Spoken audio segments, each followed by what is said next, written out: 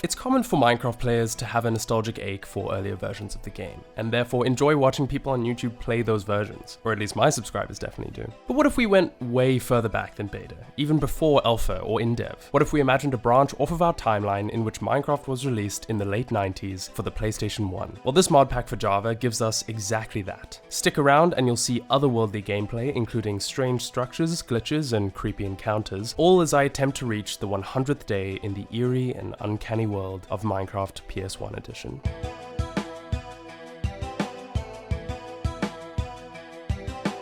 Fitting to the vibe of this alternate universe PS1 edition of Minecraft, I named my save Otherworld and loaded in, having absolutely no idea what to expect. Unlike others who have played this mod pack for videos, I really have seen no content from this aside from the official CurseForge page and a few images that got me interested in the vibe of the mod. I really love the rotating icon loading screen, plus the alert to change the PS1 disc to the Overworld one, as obviously Minecraft wouldn't fit all on one disc for the PS1. I imagine other dimensions will have similar loading screens, but I'm getting ahead of myself. On the bright morning of day 1, I spawned in on a birch island. My field of vision blocked off a few chunks ahead of me by a thick fog. If the game was trying to unsettle me from the get-go, it was achieving that goal. Close fog settings in normal Minecraft are always unsettling, so having that as a permanent feature in an alternate universe version of the game definitely boosted that eerie feeling. Afraid of what the night might hold in this version, as the official page made it clear that this was a horror-esque mod, I made a crafting table almost immediately, and swiftly crafted a boat to travel away from this island on. I encountered two strange-looking mini pyramids in the ocean waters, as a mod pack exclusive soundtrack played in the background. Honestly, I fuck with this remix big time. After reaching land, I mined my first tree and a few pieces of stone, noting that big caves made an echo sound effect.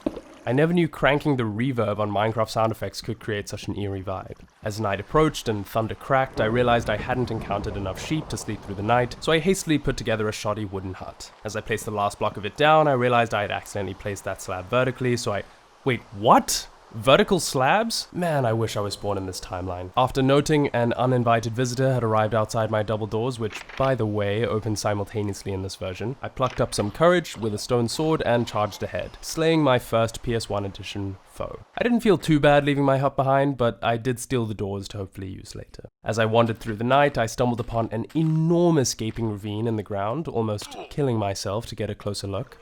I noticed that, horrifyingly, the sounds mobs made in the cave below ricocheted off the walls up to me to make for an incredibly off-putting cave entrance. As day 1 was making its close, I finally ran into some sheep, which turned out to be entirely unhelpful for my first night as the sun was beginning to rise anyway. I also noticed how the spiders in this version are animated crawling over blocks. It's a far more realistic approach to giant spiders than vanilla Minecraft, and sent my arachnophobia senses off the charts. Later on, I ran into a ruined nether portal, which luckily gave me a tiny bit of armor to dawn on. Near a mesa biome, I encountered some weird-looking turd creatures which didn't drop anything useful. As I hopped into a boat, once I came across a big body of water again, I was ambushed by a floating skin of particles? It honestly wasn't so much scary as it was confusing, as it disappeared after dealing a bit of damage. As day 2 was coming to a close, I unfortunately felt it necessary to build myself a dirt hut. At least I could sleep this time though. On day 3, I vowed for there to be no green top and exited my abode as quickly as I'd put it up. As I traversed these green hills, I noted how this version combines some of my favorite aspects of old Java Minecraft and the legacy console versions. I love how vibrant and neon the greenery is, as well as the console features of a character doll in the top left corner. Not to mention the fitting health, hunger, and armor bars, which just exude late 90s energy. The PS1 exclusive soundtrack that was playing again really did help sell the otherworldly feel to this supposedly lost media version of Minecraft. To top it all off, the death screen really felt like it came right out of an early 2000s desktop RPG. How do I know that, you ask? Well, let's just say I might have been focused a bit too much on this new cool cave I found and less on my footing.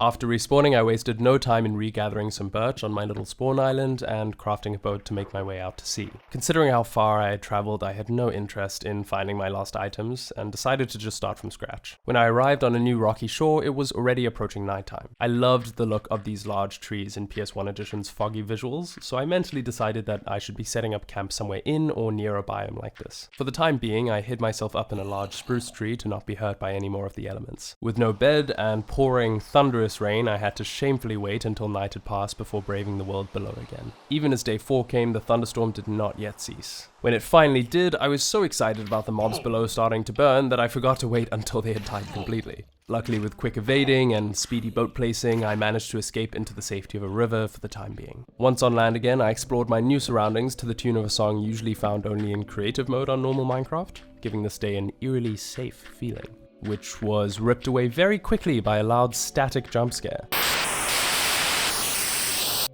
I acquired a bit of stone by digging into the surface and fed myself with some cooked meat to get my health back up. Looking for a place to set up a first shoddy hut, I encountered a beautiful meadow. Apparently, in this alternate universe, the mushroom was already a staple part of Minecraft long before the mob mode existed. After placing down a few logs and planks, I had my humble beginnings of a cabin. To avoid skeleton snipes, I filled in the 2B windows with dirt. I began mining a staircase downward and made my first stone tools. The echo of the mining staircase made me often have to turn around nervously. It felt like I was being watched. I also decided to ignore the footsteps I heard. I was, however, noticing that this version of Minecraft had an actually useful dual-wielding system, as I could place torches with one hand while mining with the other. Vanilla Minecraft really needs to get on making dual-wielding an actually useful feature. After breaking into a much larger cave system, the growling and groaning made me decide to mine a staircase in a different direction in the future. As day 5 came about, I explored my surroundings a bit more, discovering a small cave nearby. I probably could have handled the 2 creepers just fine if not for yet another static jump scare. After this, I did manage to mine myself a bit of iron though. Just out of interest, I had to see what happens when you shear a mushroom.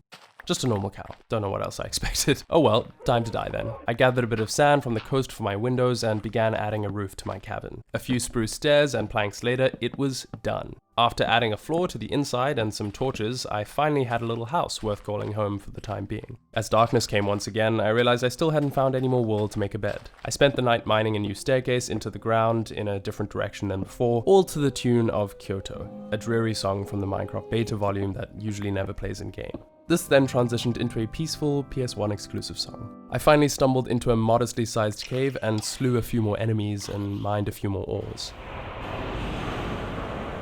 After hearing by far the most horrifying cave noise I've ever encountered in my Minecraft career, I returned to my staircase and made my way back to the surface, by which point it was day 6. I found some llamas outside my house and decided to make them pets of the cabin, or at least one had the honor. I began my mission to find sheep once more.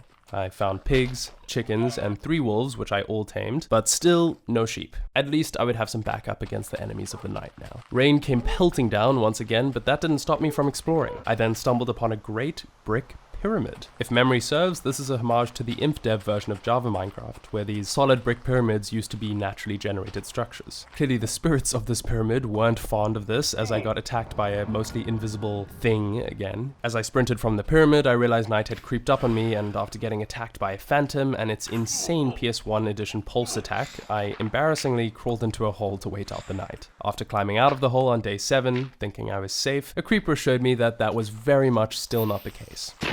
Still in desperate need of wool, I kept up the search for sheep. Found a big open field which looked promising, but at the end of the fog line, I saw something far creepier running away from me. A Steve-like figure in the distance. One of my first of many creepy sightings. Following the figure, I stumbled upon an incredibly strange naturally generated staircase. Not complaining about the free loot though. Climbing a nearby hill, I finally found a flock of sheep and an abandoned village. I get the feeling that all villages in this version are probably going to be abandoned. Either way, I was sorted for beds. Returning back home pretty happy, I had that feeling torn away from me as I stumbled upon a wooden sign which read, "Get out." Call me Daniel Kaluuya, I guess. Once I got home, I had the absolute pleasure of sleeping through a rainy night for the first time. On day 8, I added a bit more to my storage facility and decided to do a bit more mining, continuing with my staircase from last time. After mining a bit, I got plasma beam attacked out of nowhere, losing half my health. As I tried to walk back out of my staircase, I got hit again. Apparently, I somehow died to the fucking warden, I guess. Obviously, I had broken my bed earlier that day, so I had to once again do the age-old task of mining some birch trees on my spawn island to make it back home. I tentatively walked back down my staircase mineshaft again to collect all my items. Luckily, I didn't seem to lose anything except a bit of XP. I made a small dirt hovel to house my bed in case anything went wrong again, which, knowing this mod, it would, and likely soon. Almost as if precipitating disaster, I heard my dogs growling outside. When I went to check what they were freaking out about, I got jump scared by the briefest ever you-know-who sighting. I quickly slept in my new placed bed. I quickly slept in my newly placed bed. Fuck! I quickly slept in my newly placed bed, say that 10 times fast, to solidify my respawn point, waking up on day 9. Okay, I had tried 2 different directions of staircasing, always with something horrible waiting for me below. Surely the 3rd time could be the charm. Okay, fuck this. Honestly, I just decided to mine the staircase anyway, knowing that something was bound to go wrong. And wouldn't you know it, after a little mining, it seemed like everything would be alright in this staircase. On day 10, I carried on extending my 3rd staircase shaft downward and ran into a couple ores. Once I hit deep slate, I decided to take a break, and running up the staircase, I spotted a pair of floating glowing eyes. Shortly after, I was hit by what I could only assume was another Warden plasma beam. I guess this direction was going to be too dangerous too. I began coming to the conclusion that I wasn't going to be able to mine down to diamond level anywhere directly below my house. Apparently, I was swarmed with the deep dark biome below my cabin. I would have to rethink how I would get diamonds. On day 11, I gathered some wood from the large spruce trees around my house and ventured off to find another location to deep mine, as clearly below my house wasn't going to work. Unfortunately, a cave found me before I found it. At least I have a respawn point in my house now. I ran back to where I lost my items and used a nearby water source to make my way down to the cave floor. While down here, I collected a few ores and materials. Not wanting to die from all the mobs, however, I soon made my way out of the cave. After running back home in the night, I managed to narrowly avoid a creeper joining me inside my house. Unfortunately, I didn't have the excuse of an in-game jump scare ruining my fight with the creeper. I just suck, I guess. On day 12, I refilled the creeper hole and mined away a few of the mossy cobblestone pockets in the woods. For those who have seen my 100 or 200 days in Minecraft Beta 1.7.3 videos know I do love myself some good old mossy cobble. While exploring the surrounding biomes near my base on day 13, I was greeted by the pleasant continuous sound of a player repeatedly taking damage. Lovely. I also found a large wooden anomaly. This aspect of the PS1 mod, being able to find random mysterious structures anywhere you go, is something I absolutely adore and always wanted out of vanilla Minecraft. I love the idea that there are all these hidden features that aren't listed out by the developers of the game that I can just stumble upon as I play. In a very eerie way, it makes the world seem so lived in. Maybe a little too lived in. Speaking of, on day 14, I caught a glimpse of that sprinting Steve skin once again. By day 15, I had been exploring for quite some time without finding any new structures. I then stumbled upon an abandoned mossy spruce village. I stole a brewing stand and a few other items, including almost a full set of iron gear. I also found a PS1 exclusive room in the priest's home, a purple carpet and a rose in a pot in the center. With purple being my favorite color and the rose obviously being related to my channel, I was very fond of this edition. On my way home, I passed by an unfortunately generated lava lake. Goodbye to this forest, I guess. I made it back home on day 16, and on day 17, I flattened out the land outside the cabin to begin getting a feel for the big build I wanted to do in this world. Based on the fact that the giant spruce biome was what intrigued me to build in this area, I decided to build a spruce manor in this meadow between forests. I didn't like that the meadow was so enormous, so I put the thought in the back of my head that I should extend the giant spruce forest at a later stage. I was, however, rudely interrupted by a group of pillager bandits. After successfully taking enough arrows to qualify as a porcupine, I killed off the remaining pillagers and began pushing the dirt hill of the meadow further back to give me more building room. This process carried on into day 18, and while I was mining away dirt, I felt the whole process of beginning to build this big spruce manor would be a lot more pleasant and efficient if I had diamond tools to work with. I decided that to successfully get down to diamond level, I would have to do so at a location fairly far away from my base. After boating fairly far, I stumbled upon a big gaping ravine, in which I hoped I would have some dumb luck finding diamonds at the bottom of the natural cave. Unfortunately, all I found was a massive horde of zombies and some skeletons. Exiting defeated, I was eager to sleep through the night, but no matter how well lit up my bed location was, it kept throwing me out of the bed. As I climbed further out of the ravine, I saw why.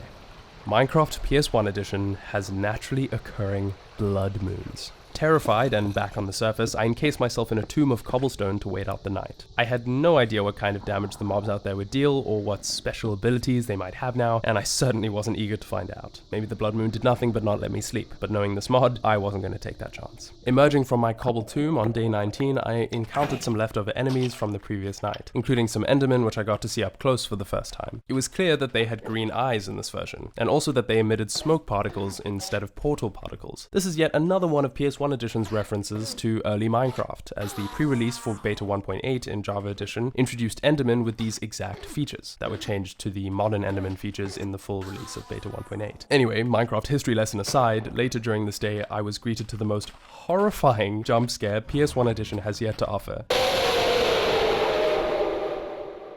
After I'd calm down a bit, I encountered my second sign in the middle of nowhere, this time written in Swedish. After a quick translation online, I discovered that this means save yourself. I'm starting to think that these signs aren't threats placed by a malicious force, but rather warning signs by those who have encountered it. Regardless of the lore behind them, I fucking love this feature of PS1 Edition. It gives the world such a creepy lived-in quality. As I was sailing to find a place to start a new staircase mine to get to diamond level safely, I got hit with mining fatigue from an ocean monument below me. While not ideal, my grim mood was lifted by discovering a mushroom island. Fantastic, there would be no mobs here, and hopefully I could safely mine downward when my fatigue ran out. And my mood plummeted again after another terrifying Bloody Steve jump scare. Honestly, I think this mod is close to perfect. I would play it probably exclusively over every other version of Minecraft, if not for the, in my opinion, cheap and unnecessary static and gory jump scares. The mod does a perfectly good job of unsettling you without them. Now, here's some bad news you're gonna have to accept. I logged off at the start of day 20, but when I logged back on, I forgot to double check the screen my recording software was capturing. Thus, for the rest of day 20, the whole of day 21, and half of day 22, there's nothing but audio available. Which is unfortunate, as on day 20 I mined deep into the ground from the mushroom island and found a huge cave system. On day 21, in the biggest blunder ever, I fought one too many mobs and died to an exploding creeper.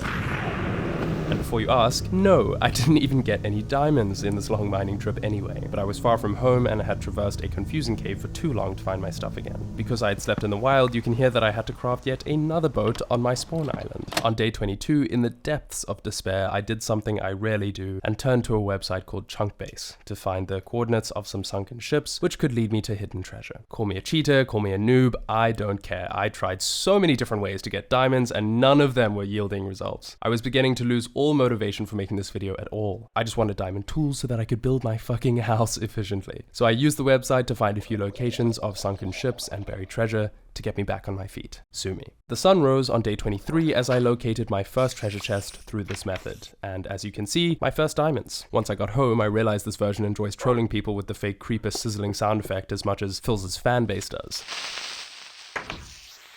I crafted myself some shiny diamond tools, and on day 24, even made a pair of diamond boots. The game tried to creeper jump scare me again, but luckily I was on a boat in the ocean. Stupid game. This stupid game did, however, almost get me killed by a swarm of drowns with tridents. To spite the game after this, I went and stumbled across another treasure chest. On my way home, it made another futile attempt at a creeper jump scare while I was in the middle of the ocean. To give it credit though, once I was home that evening, it did give me a good jump scare outside of my house with one of those sizzles. After an exhausting day of trading blows with this literal video game, I went to sleep, and on day 25, I had a much less eventful day. I mined some surface iron and found a few more treasure chests. On day 26, I chopped down enough giant spruce trees to hopefully feel comfortable in beginning laying the foundation for my spruce manor. This tree mining was accompanied by a surprising amount of door opening sound effects. Trees be making weird noises these days. As nighttime came, I had a little bit of trouble making it home, and on day 27, it seemed the trouble had followed me back to my house. After realizing I still took quite a fair amount of damage from mobs, I thought it worthwhile to make a full set of diamond armor. I then pushed the dirt hill further back and got rid of some vegetation to make room for my upcoming manor. On day 28, I then began laying out the foundation of the manor. Public service announcement: while I'm laying the foundation of this manor out, I know it may sound like I'm a bit sick. I'm not actually. I just have this weird hay fever thing with my sinuses that I tried to fix for recording this video, but it's just not going away. So I apologize if that's a bit distracting, but if anything, maybe it feels like more of an alternate universe version of me commentating over this video. Probably not. It probably just sounds like I'm sick, but anyway. I wanted it to feel like the building had some depth to it when you approached it from the woods, so I created some jutting out sections next to the entrance. I also knew I wanted to connect the manor to the cabin by a small side entrance and pathway to make it feel like a live-in maid or butler stayed there, so I went ahead and made that entrance too. As I was laying down the pathway, I got another little hello from my in-game roommate, or worldmate, I guess. After I completed the outline of the manor, I collected some oak wood for variation in the flooring I planned to do later on. I then slapped some double doors on the front entrance and went to bed. On day 29, I mined a few more oak trees, as I knew the floor was going to need quite a fair amount of planks to fill in. I then built up the framework in front of the manor. I wanted it to have a gothic type of style and feel with those signature pointy-tipped roofs. On day 30, I wanted to add a plant feature to the front of the house, so I placed some grass blocks down in front of the arches I'd built to hopefully house some berry bushes at a later stage. I also started terraforming a little cliffside at the back of the manor when I realized I wanted it to be a little bigger. I then placed some trapdoors indoors around the berry bushes that would soon be growing in front of the house, to which I also added a pathway leading into the woods. I made a hanging lantern post near the entrance, which I thought would add a great vibe to the build at nighttime. On day 31, I added another one of these lantern posts. I added some spruce logs to the framework of the manor and the beginning of some interior detail. My worldmate seemed to like what I was doing with the place, as he took a nice close look at the side entrance. On day 32, I excavated some of the grass where my floor would soon need to be, and mined up some mossy cobble from the tiger biome nearby. I then began filling in the floor with oak planks, making gaps for spruce planks to add some weathered detail to the build. On day 33, I built up the side entrance of the manor a bit and mined out the rest of the grass, of course filling it in with more oak and occasionally spruce planks. To add a bit more depth to the back of the manor, I made the center jut inward a bit. I then built 2 more tall arches to match the ones on the front of the manor. On day 34, I did some more terraforming behind the manor, wanting it to look more like the build was on the edge of a low cliff. While out collecting some sand for the big windows of my manor, I ran into the old copper structure I found ages ago and found something rather eerie that I missed. A book containing a strange language that Google Translate couldn't decipher this time. All I could make out was the word Cthulhu. The book was written and signed by Steve. Perhaps it was a mistake too, but I took it back home and on day 35 carried on with my cliff face terraforming, using the incredible vertical slab feature this alternate universe version of Minecraft offers. I added some bone meal to my finished cliff face and took a step back to appreciate how it looked. I then started extending the forest into the meadow a bit, as I wanted my manor to be in the middle of a clearing in the woods. I felt this would give a more eerie vibe to the build. Using some bone meal, I planted some of those especially large spruce trees, extending the podzol into the meadow as well. I then filled in as much of the tall windows of the manor as I could with the glass I had smelted, filling in the last of them on day 36. I carried on with the framework of the outer walls using some spruce planks and logs. I then began work on the large center arch that would go in between the 2 smaller arches I had built. Using dirt and logs, I built my way up to what I felt was a comfortable height for the center of the manor and filled it in with spruce planks. Hopefully, I had given myself enough room to fit in an attic. I gotta say, approaching the manor at night, it was starting to look especially good. In need of bone meal, I gathered my dogs and fought off some skeletons to gather bones, with a few other mobs getting in the way. After being poisoned by a witch, I decided not to take any more chances that evening. On day 37, I built a matching large arch above the entrance of the manor. This time, I filled it in with glass instead of planks. Using the bones I'd gathered from the previous evening, I continued bone mealing some large spruce trees in front of the base. I used the last of this bone meal to decorate the entrance lamppost. On day 38, I did a bit of surface mining for coal and stayed up another night to farm some more skeletons for bones, unfortunately encountering a similar creeper problem as the last time I did this. On day 39, I added some more storage and farm some more large spruce trees, with the intention of also collecting their saplings to put some more in my meadow. While doing this, I found myself in combat with a collection of skin particles again. You gotta love this version. I overstayed my welcome in the forest and had to run back, dodging tridents, all to the tune of some surprisingly intense music. On day 40, I cleared out some patches of grass and planted more of these large spruce trees to extend the forest around my manor. With the first row of large trees cutting across the meadow, it was already looking like a more eerie location for a manor, just as I had hoped. I slept in the woods that night and on day 41 found a strange stone structure. A little further ahead, I encountered an igloo with another foreboding sign placed outside. Discovering the creeper lair. Creepy? Do you mean creepy? Discovering the creepy lair below the igloo was initially really creeper. What the fuck?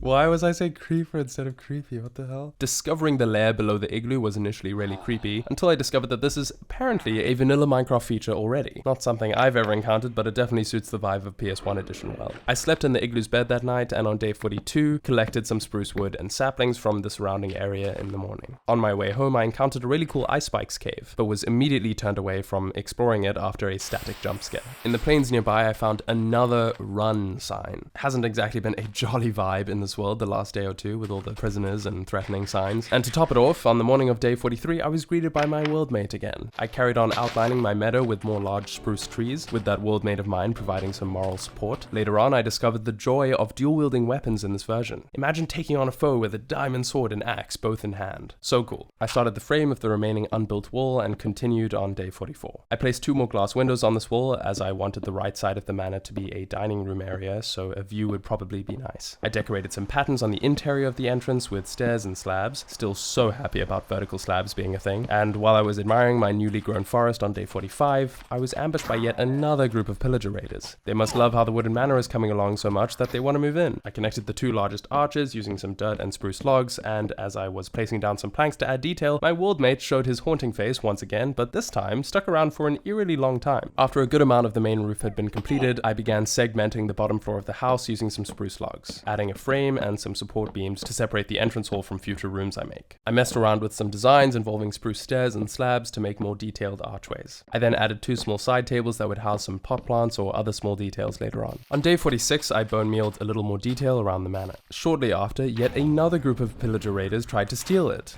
It must be coming along nicely then. I collected some clay for those pot plants I mentioned, and on day 47, I put 2 little flowers in them. I carried on connecting the 2 big arch frames and completed another interior framework to separate the entrance hall from the left side of the house as well. To line up with the side of the entrance, I had to make the interior framework a little different for the left side of the manor, meaning the back left room would be rather small, but that's okay. I had an idea for what to do there at a later stage. I added some detail to the mini archways, and on day 48 decided to liven the entrance hall up with a Minecraft painting. After placing and replacing a bunch of times to find the right painting, I encountered a definitely PS1 exclusive painting. I decided to keep it as the painting in the entrance hall, not because I liked it, but because no other world I play in has the option of having this painting, so I thought I may as well take advantage of that. I added some lighting with some dangling lanterns, and then the entrance hall was largely complete. I built an overhead slab ceiling, which would later become the floor of the attic I hope to put above the entrance hall. I started building a staircase up to the slab ceiling to that end. Yeah, the attic vibe was definitely going to be a creepy one. I finished off the staircase on day 49 and put some supporting beams into the attic roof. I then began connecting the first 2 of the smaller arches. Under the left arch would be the storage room, which connected to the side entrance for the in-house butler or maid to come and go, as well as that small room that will later have a purpose. Under the right arch would be the dining area I mentioned, as well as probably a small kitchen by one of the big windows. This manor was screaming to me to fit a study in somewhere, so I figured there would probably be space somewhere under this right arch too. Day 50 was spent chopping down big spruce trees, and after sleeping in the woods and returning home on day 51, I once again encountered the splendid PS1 edition feature of hearing repeating damage-taking sound effects over and over.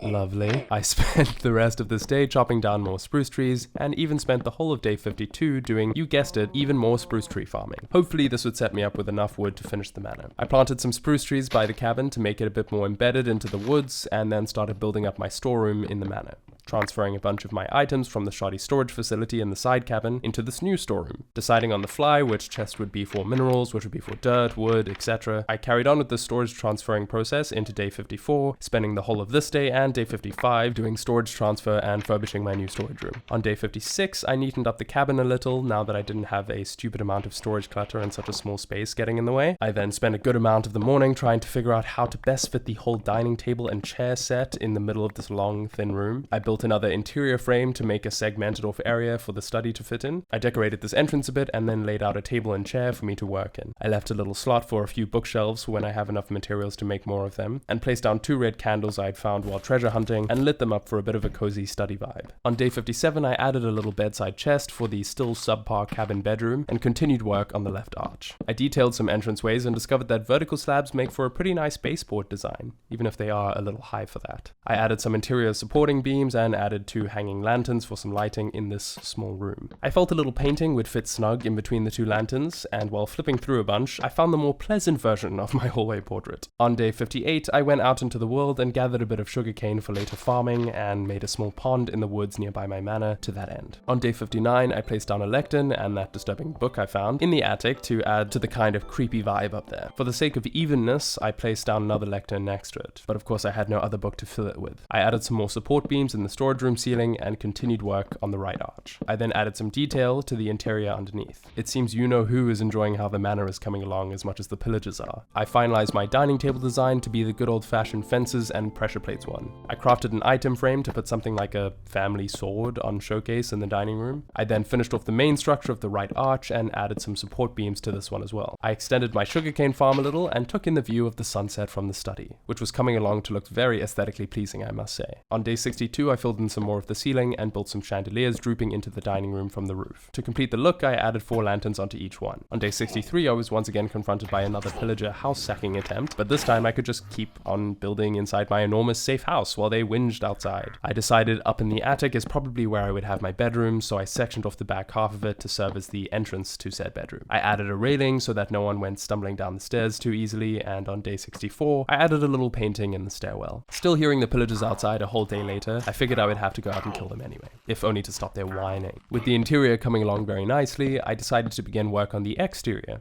namely the roof. I laid down a bunch of strips of spruce stairs, and luckily the vertical slab feature would allow me to make a cool, tall roof design without compromising how thick I wanted the outline of it to be. To make room for my big double bed on day 65, I moved the lecterns back up against the attic window and built myself a comfy double red bed, moving the frame of my bedroom entrance back a bit to give the room a bit more space for any extra detail I might want to add later. Speaking of, I placed down a double chest in the corner and a homey crafting table and furnace in the other. With my bedroom completed, this manor really did feel fully like a home, even if maybe a little haunted. With this done, I went back to working on the manor's roof, continuing in this vein on day 66, deciding to go with a bit of an upturned look at the very top of the arch. After adding a few more stairs and slabs underneath it, the entire right arch was complete. I then proceeded onto using the same design for the big main arch. That evening I took a step back to appreciate how everything was coming along. I then spent the night hunting more skeletons and their nutritious bones. And it wouldn't be one of these nights if there wasn't... Straight afterwards though, I encountered a really cool and interesting PS1 exclusive mob. This zombie had a spawner on its head. Not only did it make a metal sound effect when I was whacking it, but it also dropped a bunch of dungeon loot when I killed it, plus some enchanted shields for extra measure. I'm a huge fan of this feature. The bone hunting continued in the morning as the large spruce trees allowed the mobs to stay alive at daybreak, another eerie feature of my manor being in the forest, I guess. After using some of that hard-earned bone meal, I was rewarded with another gory, horrific jump scare, which was clearly a warning sign that something bad was about to happen.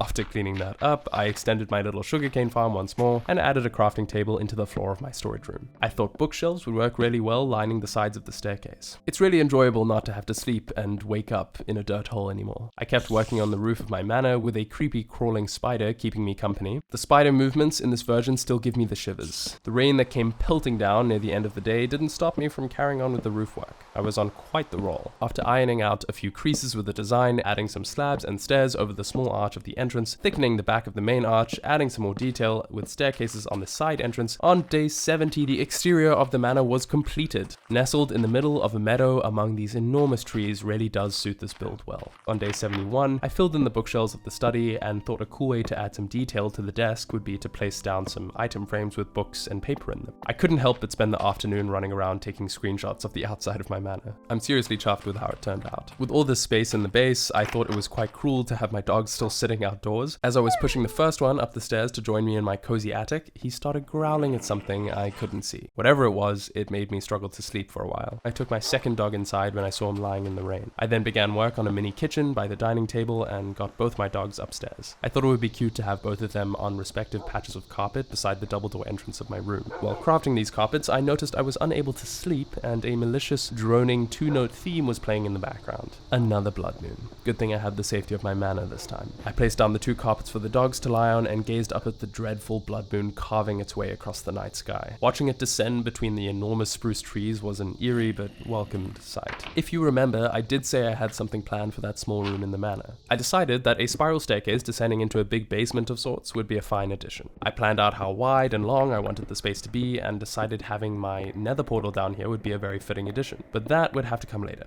I don't really feel like worrying about a whole nother dimension in this already very creepy version of Minecraft. For now, my concern was excavating a large enough space. I spent the whole rest of the day and night mining away chunks of stone, gravel, and occasional ores or dirt. I kept this up as I passed into day 74 down here. After carving out a good chunk, I returned to the surface just to be greeted by another hello from my resident particle skinwalker. Perhaps exhausted with my world mates at the moment, I packed up a bed and some food and on day 75 went on a long exploration/cow culling trip. After encountering a weird structure, I also encountered what some might call the strangest cave noise ever.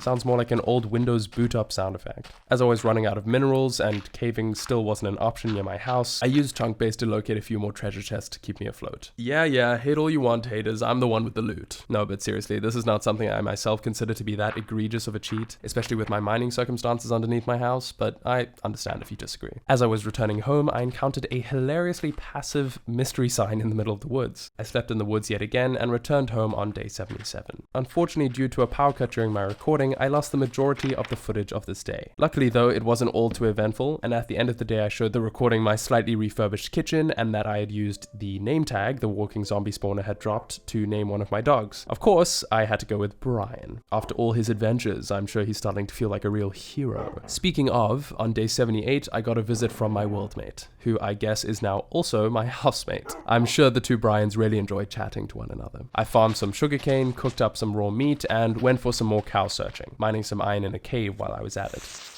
I carried on cow farming in the plains on day 79, but after not running into a herd of them in quite some time, I took a shot at killing a horse, which dropped leather. Horses, look out. You're officially on the kill list too now. Still exploring on day 80, I had a very close encounter with almost boating to my death. Later on that day, I ran into a ruined nether portal, which reminded me that for my hypothetical nether portal basement, I was probably going to need some obsidian. So I mined away the ruins of the portal, but realized that for the basement look I had in mind, I was going to need more than what was here. What I really needed was a pocket of surface lava to pour water over. So on day 81, I decided to head back in the direction of home to go to one of the nearby lava lakes. Before I could get home though, on day 82, I ran into one on my way back. After flooding the lake with water and mining up as much obsidian as my short attention span could take, I carried on back home with 33 obsidian in my pocket. Steve really is freakishly strong. I arrived back on day 83 and using the leather I gathered to make a bunch of books, I filled in the shelf slots on either side of the staircase. I also shoved a bunch of cobble into my upstairs furnace as I knew I would be needing a lot of stone brick for the basement. Speaking of, I started building a wooden staircase down into the spiral I had dug out, and on day 84, I replaced the stone and dirt in the walls with some wood logs and planks. Using a stone cutter, I crafted some stone brick stairs and made the staircase spiral all the way down to the basement floor. On day 85, I made one long strip of spruce log go all the way down to the basement and changed a few details about the staircase. I carved out the basement in a way that meant all I had to do was fill in the walls and ceiling, so on day 86, I used stone brick, cracked stone brick, cobble, and mossy cobble in an alternating manner to put up the first wall of the basement. I then added some more detail to the staircase and the exit thereof. I was super excited I got the chance to implement sideways staircases into my build. I cannot express my love for these building features in this version enough. The entrance/exit of the basement was really coming along. I mined away the walls of the spiral staircase and replaced them with the same alternating blocks as the wall. On day 87, I built a big platform the nether portal would be on to give it a bit more gravitas when entering the basement. Speaking of, as I placed the foundation of the nether portal, I had an idea. I would make this portal a floor-to-ceiling nether portal, with the two ends concealed in the platform and in the ceiling. I thought that would give a very grand impression walking into the basement once the whole thing was complete. I then went ahead and filled in the wall behind the portal with that now familiar block palette I've been using for the basement. I finished this off and began doing the ceiling as well, which I carried on with on day 88. Getting about halfway done with the ceiling, I couldn't wait any longer. I just had to see what a lit up portal would look like in this mod. I crafted some flint and steel, descended back into the basement, and set it alight.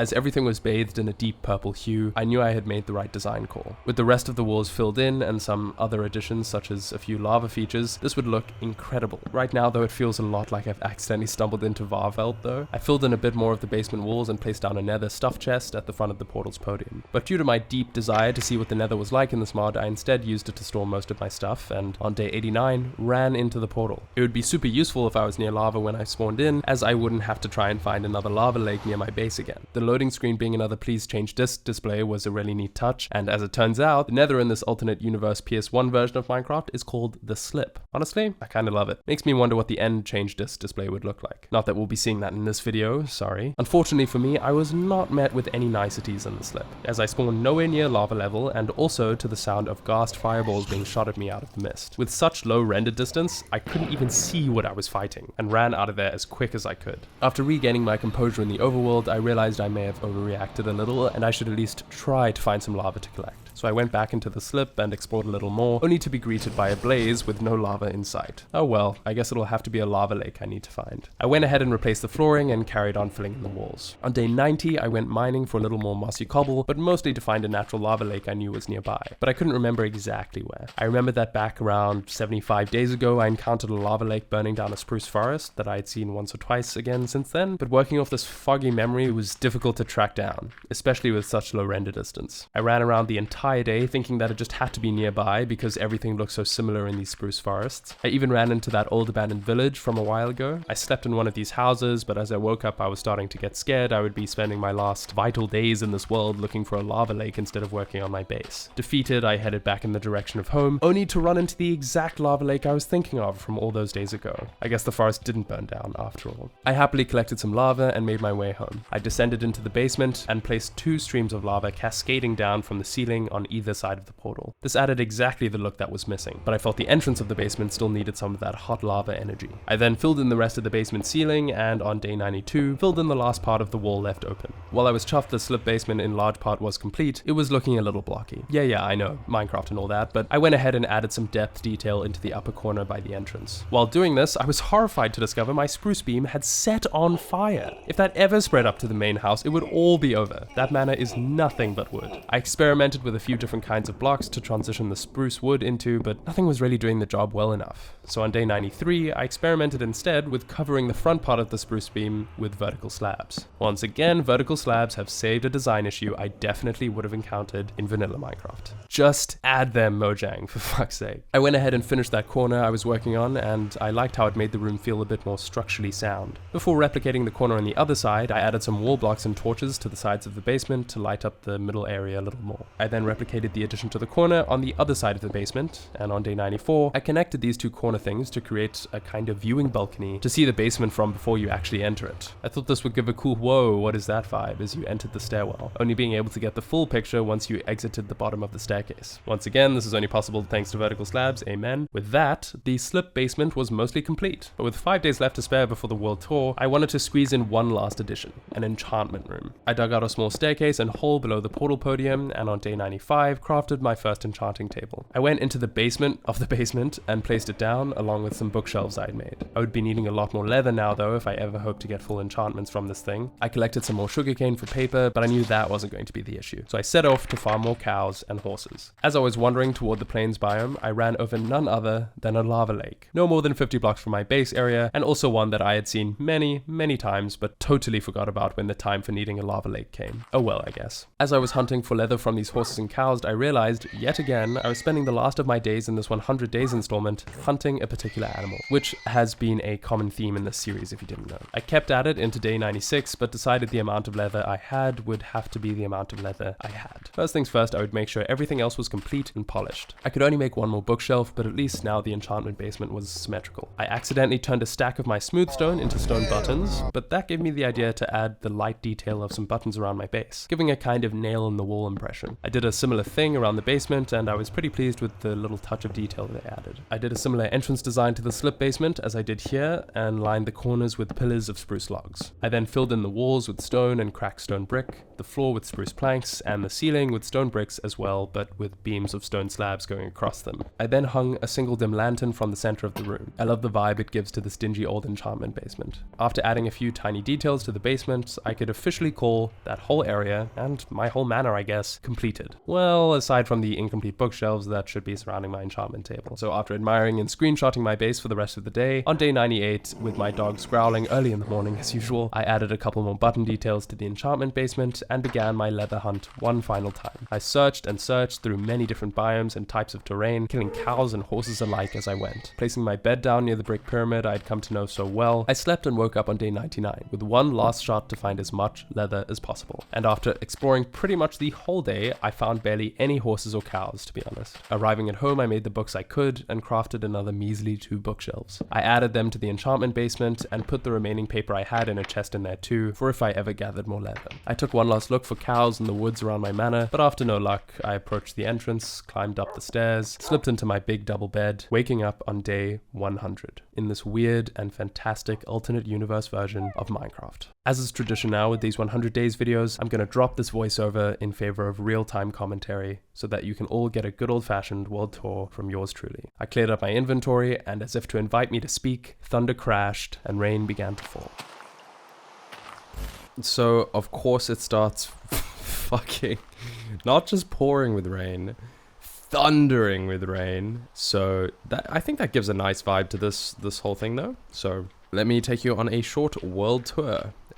This might be seeming like, oh, I found a nice meadow to to build my house in. And while that is partly true, it's actually a much bigger meadow. But yeah, of course, I guess that adds to the creepy vibe. This is actually one of the few times I'm playing this version with my headphones on, because I usually have them around my neck and then like a bit louder, so I can still hear what's going on, but I'm not like necessarily jump scared by anything, because horror freaks me out really easily, and this is very much a Minecraft horror mod. These big trees around here were all planted by me, so it is technically part of the world tour.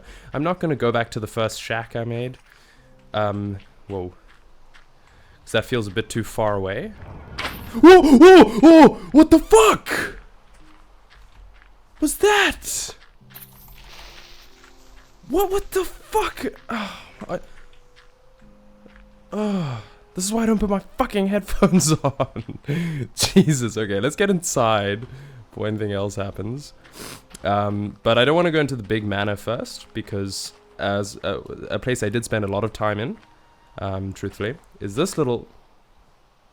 Whoa! Oh god, oh god.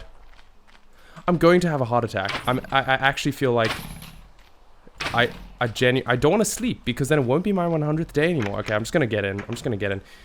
This is a fucking place that I've spent a lot of time in, if you watch this full video. Do you hear that? What was that? What is that?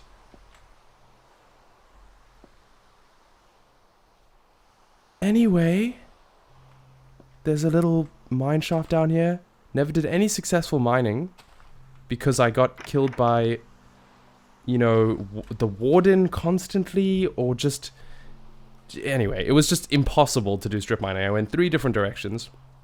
Totally gave up. That's why I did the whole, like, pirate ship hunting situation, just so that I could even possibly consider playing this game, this version.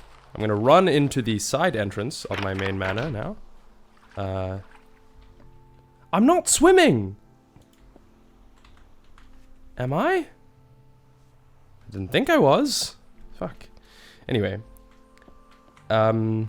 Yeah, so this is not the main entrance to the manor, but this is the storage room.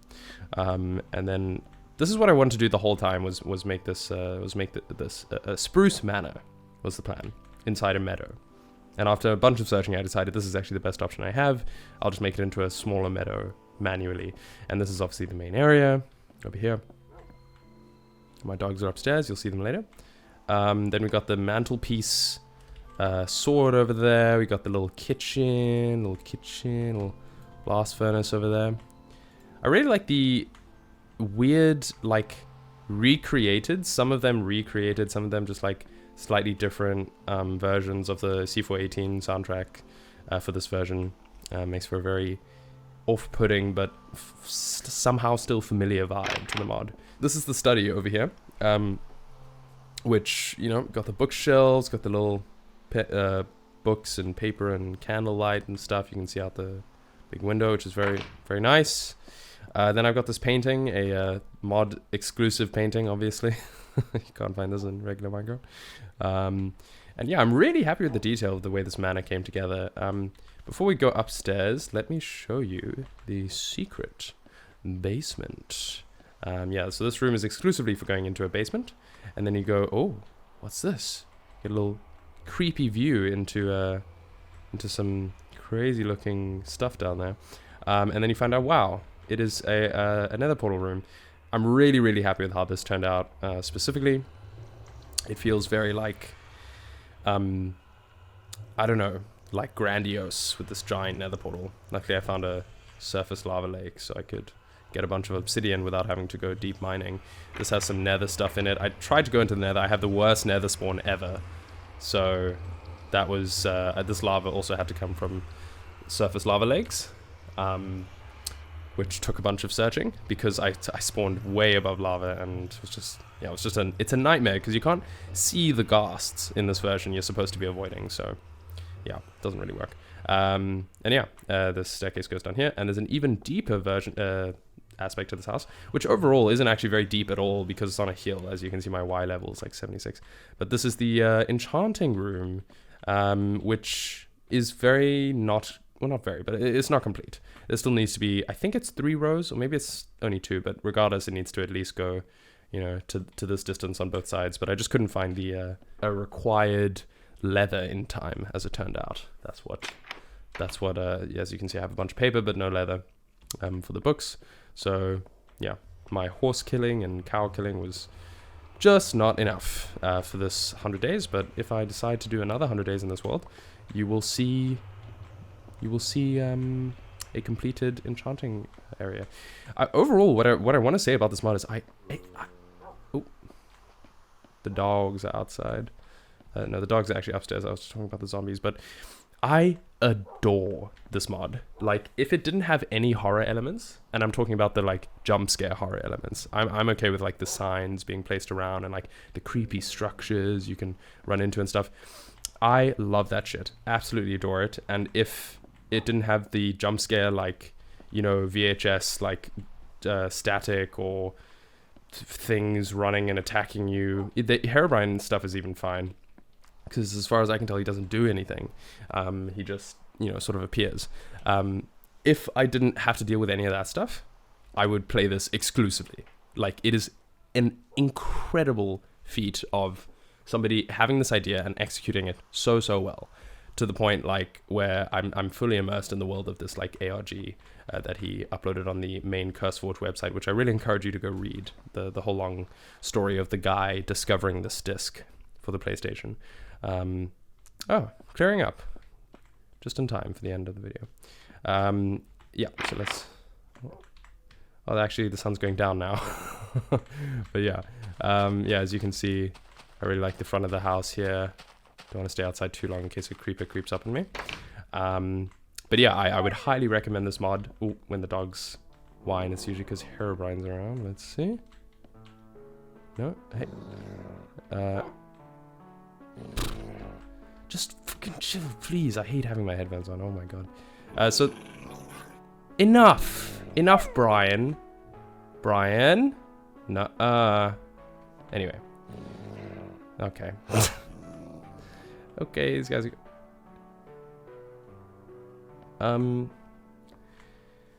So this is my attic, and what I was gonna say is I put these 2 lecterns here because I found one of these in a... I found this one in... I don't know, I couldn't decipher what this means on Google Translate or anything, but I found that in a random structure in the wild. But I put this other lectern here just to like make it symmetrical, but it didn't have a book in it. I didn't think. Oh shit. Again, there are other worlds than these. There are other worlds than these. There are other worlds than... Good fucking lord. Oh my... You made it this way. Oh my... Whoa. Whoa. What in the... Ethan? Ethan? Can you hear me? What the fuck is happening? Why am I in the realm? What?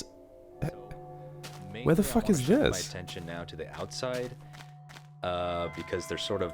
There's the canal I wanted to make, and then there's also the outer areas of the... Is that? Hello? Holy shit. I know where this is. I know where this is. What? But this is before I finished the build. What the hell's going... Oh my god. Oh my god. I'm the one he ran into. I'm the one I ran into. What the fuck is happening? Fucking hell. Oh shit. No, I recognize this place. Oh, hey, do you still need anything, or? No, okay. Please let this be the last place. I just want to have some certainty in my footing for a bit.